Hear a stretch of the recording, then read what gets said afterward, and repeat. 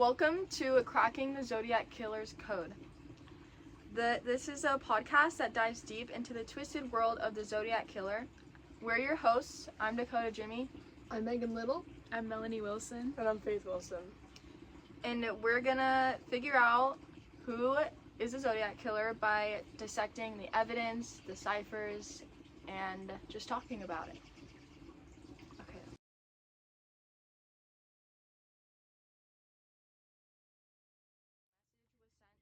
The San Francisco Examiner newspaper reading, "I like killing people because it's so much fun."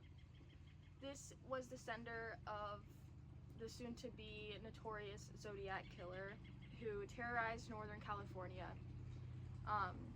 with a combination of horrific murders and bizarre public letters.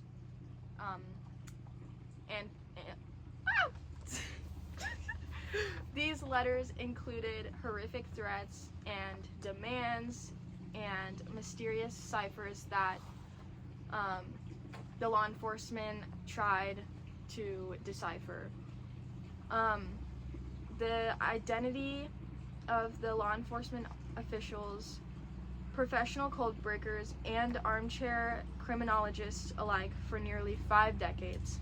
While officially connected to 5 murders and 2 attempted murders, the Zodiac hinted he had killed at least 37 victims. After taunting the police and the public with nearly 24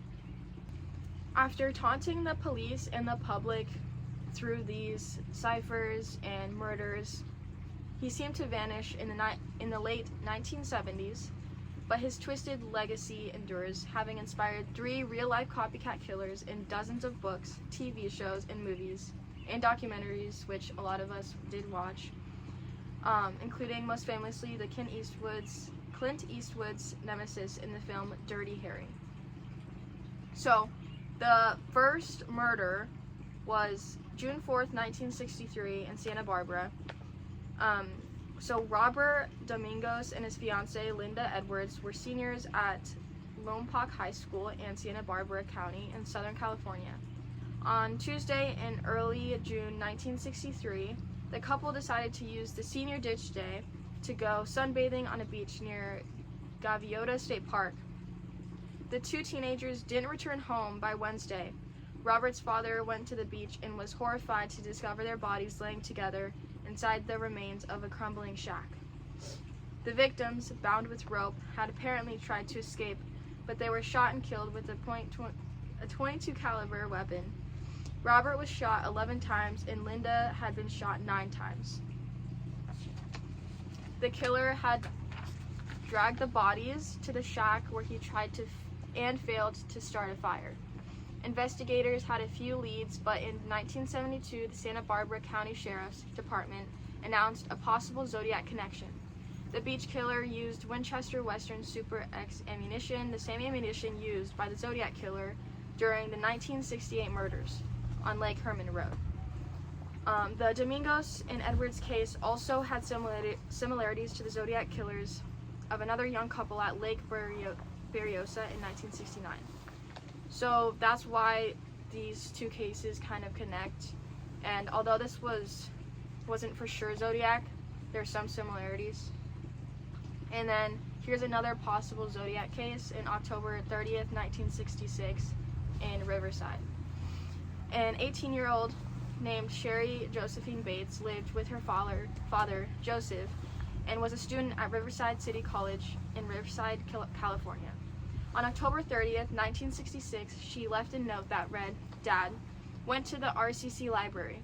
The next morning, her Volkswagen Beetle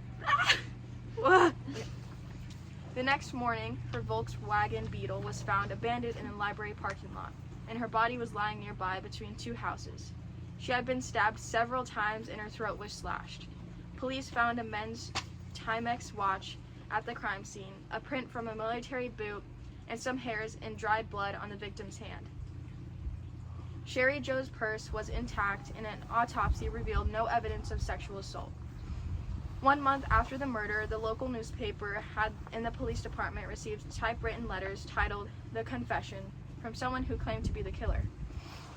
And the author wrote Miss Bates was stupid. She went to the slaughter like a lamb and added, "I am not sick, I am insane." In April 1967, the newspaper, the police, and Joseph Bates received virtually identical handwritten letters which read, "Bates had to die. There will be more." The notes were signed with a symbol that resembled the letter Z. In 1969, Riverside Police contacted investigators in Northern California regarding the similarities between the Zodiac crimes and the murder of Sherry Jo Bates. Sherrywood Morrill, then documents examiner for the California Department of Justice, concluded that the Zodiac was responsible for those notes linked to the Bates case. The Riverside connection was later revealed to the public, and Paul Avery, reporter for the San Francisco Chronicle, Zodiac, then sent a letter to the Los Angeles Times indicating that the killer confirmed the theory that he had killed Bates.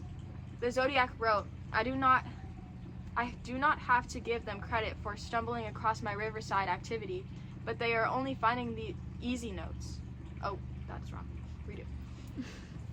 The Zodiac wrote, "I do not have to give them credit for stumbling across my Riverside activity, but they were only finding the easy ones. There are a hell of a lot more down there."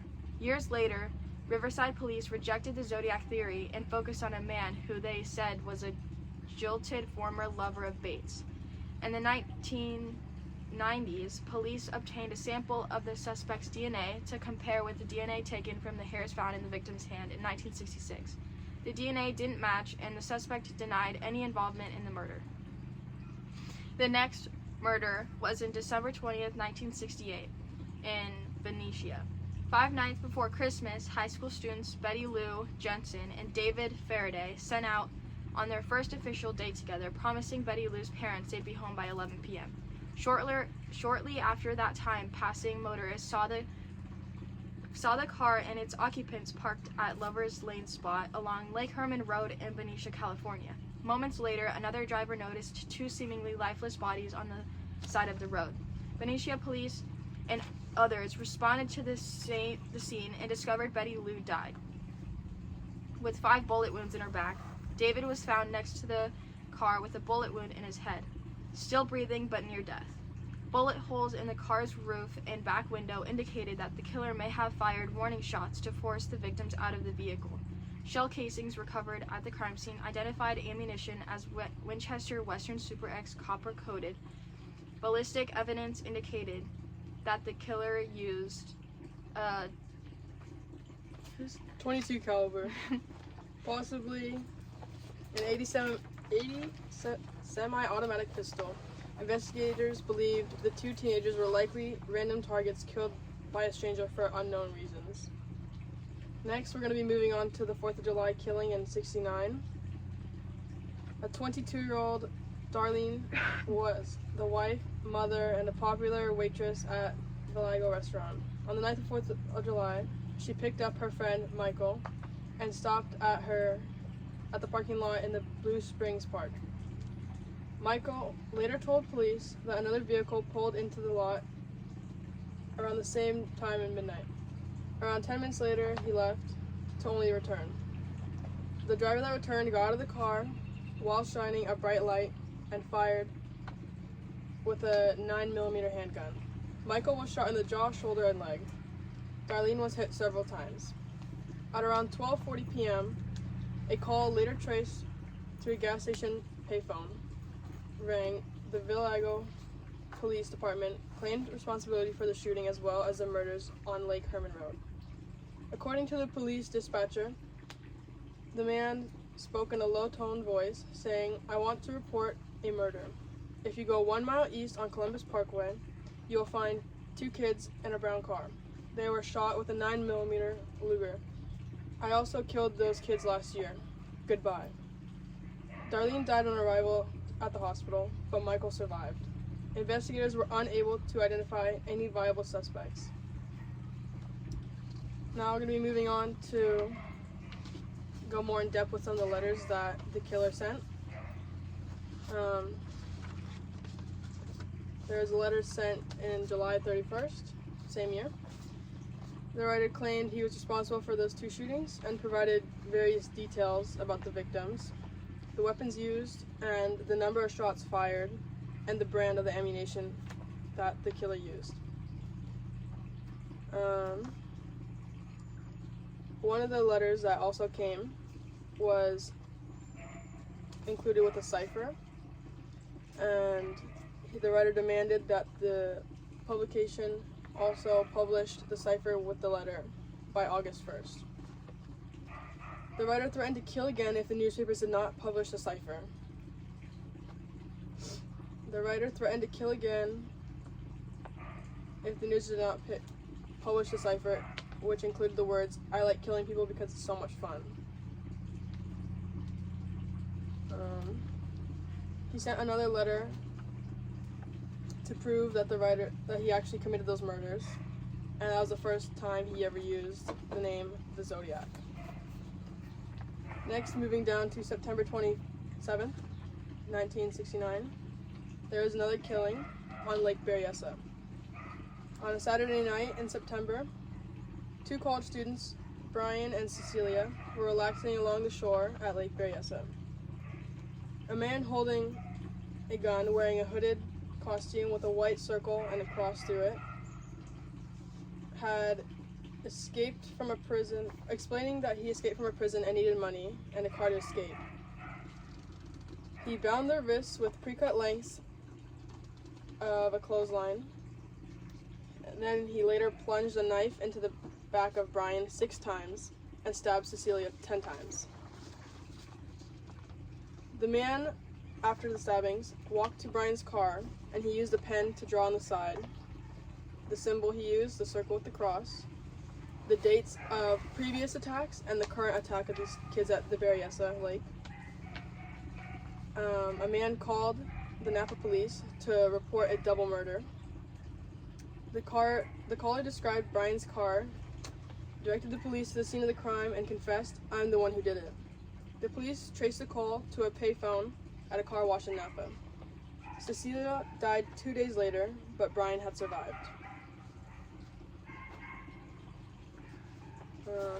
Moving on to another killing in San Francisco on October 11th, 1969. Paul Stein, a 28-year-old student who worked as a cab driver, picked up that night a man who was headed in a destination up to a neighborhood. The passenger shot Stein, the cab driver, in the back of the head and removed a piece of the victim's shirt. The man walked away, the killer walked away, just as police officers drove by.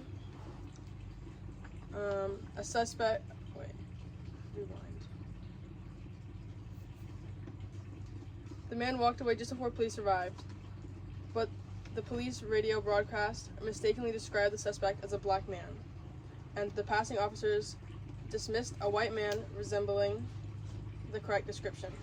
Fingerprints found on the side of the driver of the cab had belonged to a killer, and a sketch was produced based on the descriptions provided by the witnesses. The case was considered a routine robbery until the police of the San Francisco Chronicle received an envelope with a letter from the Zodiac. With the words, "I am the murderer of the taxi driver." The envelope also contained a blood-stained piece of Paul Stein's shirt. The Zodiac denied that he left fingerprints and claimed the police sketch was inaccurate because he wore a disguise.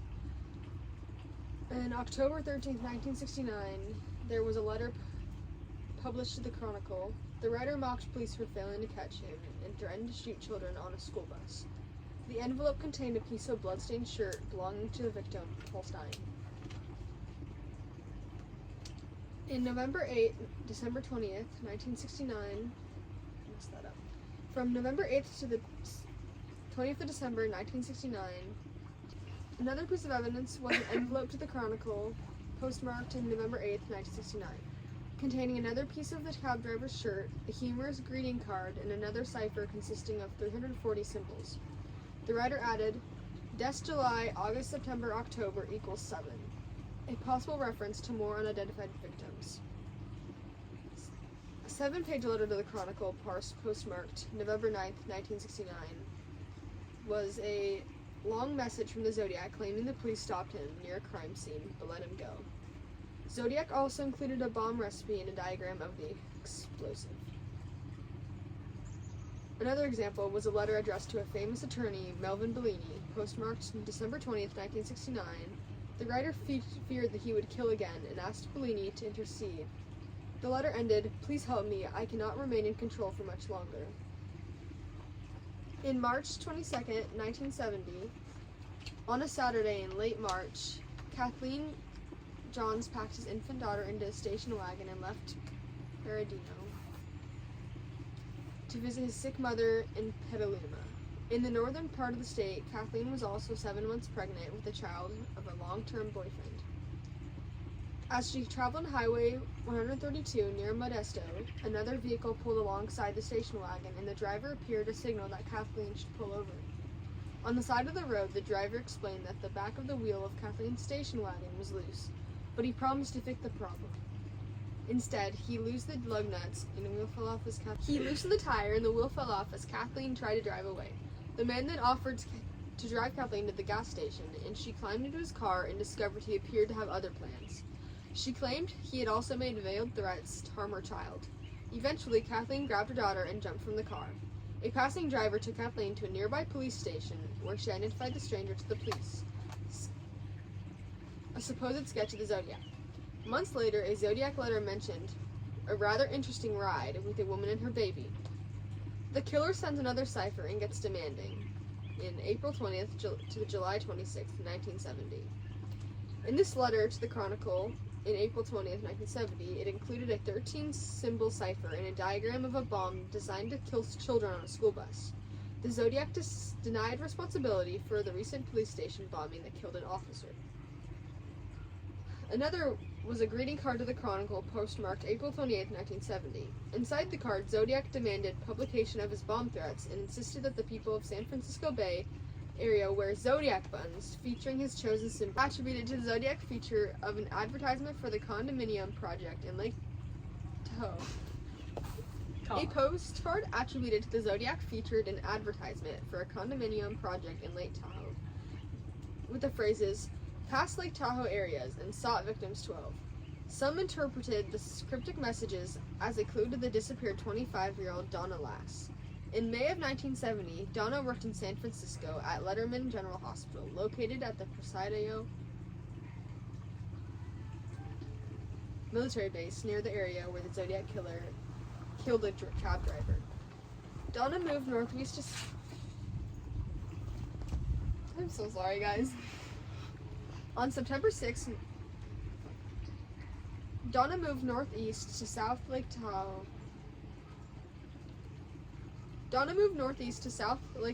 And found work as a nurse for the Sahara Hotel. Sahara Desert? Okay, ready? Donna moved northeast to South Lake Tahoe and found work as a nurse for the Sahara Hotel and Casino. On September 6, 1970, Donna vanished sometime after her last entry in her work logbook at 1:50 a.m. Her car was later found abandoned near her apartment. According to some accounts, an unidentified man called Donna's employer and landlord, claiming she had to leave town due to a family emergency. Donna's family told authorities there was no such emergency and the man was never identified. The Zodiac killer keeps up letters and cards to the media. October 5th, 1970 to March 22nd, 1971, he wrote multiple postcards and letters. One suspected Zodiac postcard postmarked October 5th, 1970 with a message constructed with text clipped from other sources. The words, "The pace isn't any slower, in fact just one big," were clipped from the comic strip Smidgens. Another one, Halloween card sent to Chronicle reporter Paul Avery, postmarked October 27th, 1970. The writer misspelled Avery's name as Averly, and the number 14 was interpreted as a possible reference to an unidentified 14th victim. Another letter addressed to the Los Angeles Times, postmarked March 13th, 1971. In it, Zodiac suggested he was responsible for the unsolved murder of Sherry Jo Bates near Riverside City, college on October 30th, 1966. There was another postcard to Chronicle reporter Paul Avery, postmarked March 22nd, 1971. The writer once again misspelled Avery's name as Averly. The phrase "sought victim 12" was interpreted as a reference to the Donna Lass disappearance in Lake Tahoe, Nevada.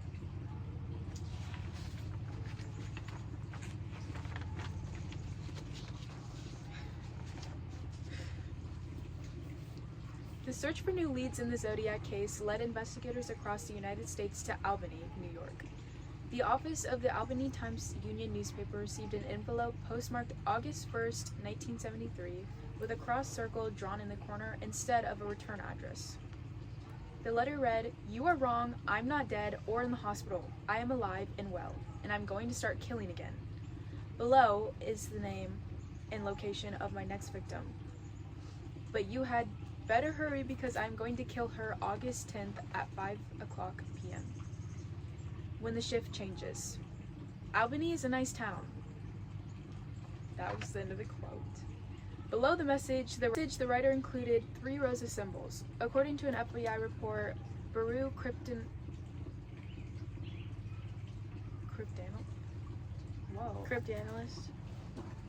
Bureau Cryptanalyst. I'm gonna start. Below the message, the writer included 3 rows of symbols. According to an FBI report, Bureau Bureau Cryptanalyst. According to an FBI report, Bureau Cryptanalysts. That sounds good. Yeah. According to an FBI report, Bureau Over here. Cryptanalysts.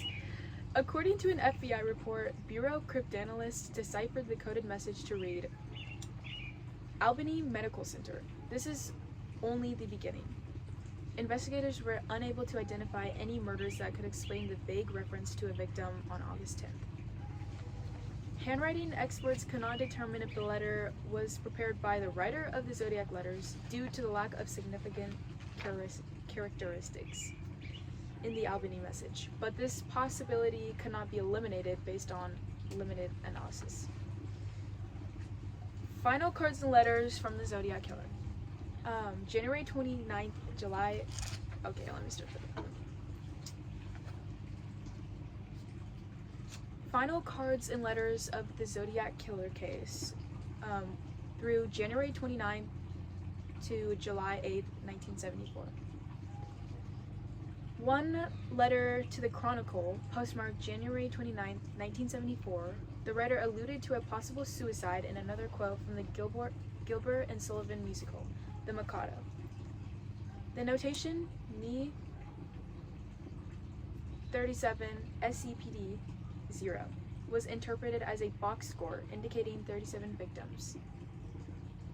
Another postcard to the Chronicle, postmarked February 14, 1974, the writer referred to the SLA, or Symbionese Liberation Army, a group of militant urban guerrillas responsible for the abduction of newspaper heiress Patty Hearst.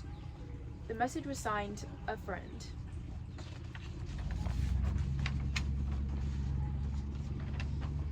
One of the last letters, a card to the Chronicle, postmarked May 8, 1974. This message from a citizen complained about the glorification of violence in newspaper ads for the movie The Badlands, about the killing spree by Richard Starkweather and his 14-year-old girlfriend.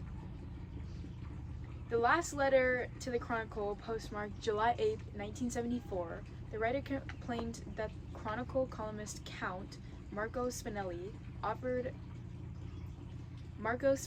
suffered from a serious psychological disorder and should be sent back in the hellhole.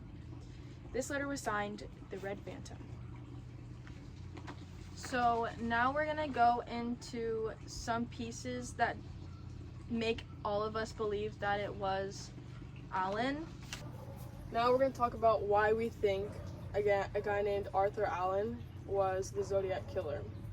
Arthur Allen was a teacher, and who was eventually arrested for sexual assault on his students, but not for the killings. I'm going to go into some of the reasons why were pointing more toward Allen.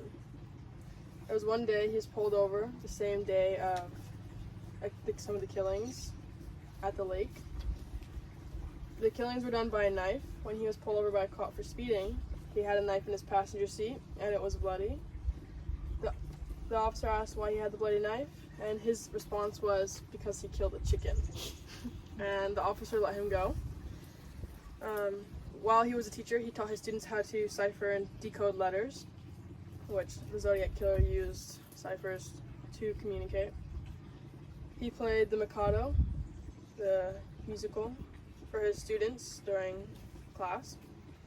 The Mikado was referenced multiple times in the Zodiac killer's letters. He had a watch when he was being talked to by some of the police officers. They noticed he had a watch that had said Zodiac on it and the same symbol that the killer used in his letters. Still didn't arrest him.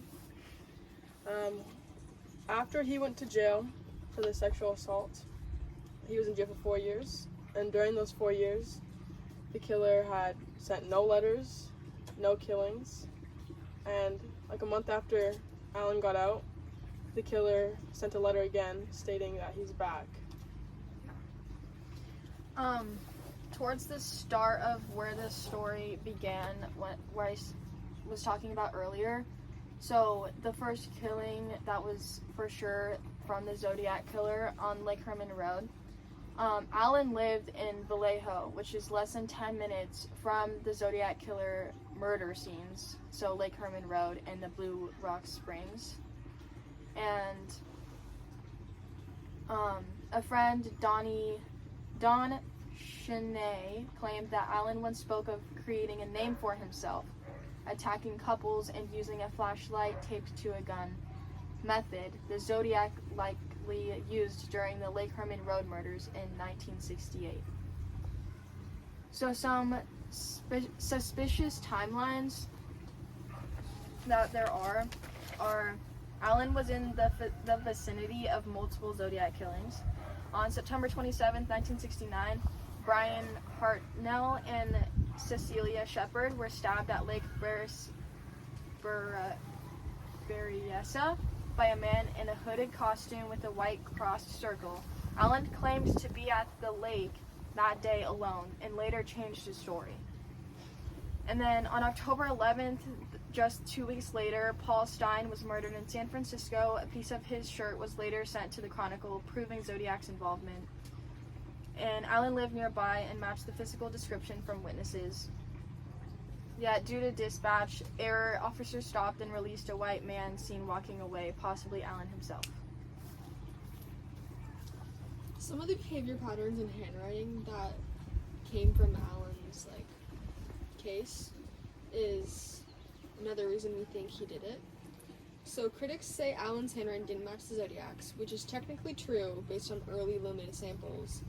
But Sherwood Morrill, chief document examiner of California's DOJ, believed Zodiac's writing changed over time, likely by design.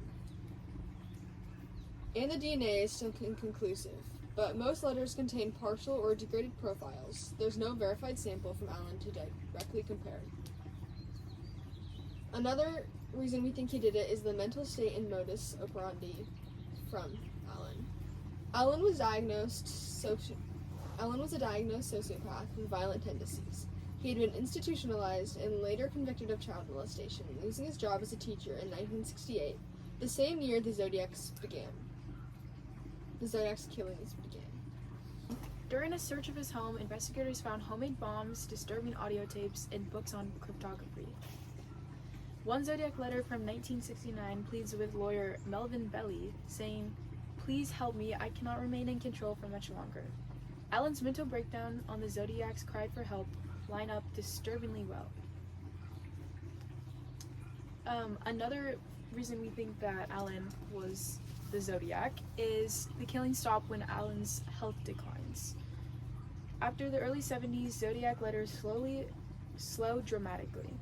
Allen suffered strokes in the late 70s and Allen suffered strokes in the late 70s and early 80s, and the taunts stopped. Then, in 1992, Allen dies of a heart attack. Since then, no confirmed Zodiac communication. suspicious.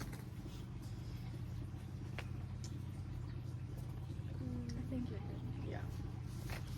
I'm gonna cover kind of concluding. I think I'm gonna say just kind of this. So, in conclusion, the cross circle, the matching timelines, the psychological profile, and the eerie details all point to Alan Arthur. Unless new definitive DNA proves otherwise, Arthur Lee Allen remains not just a suspect, but the prime suspect in one of the most chilling unsolved cases in American history.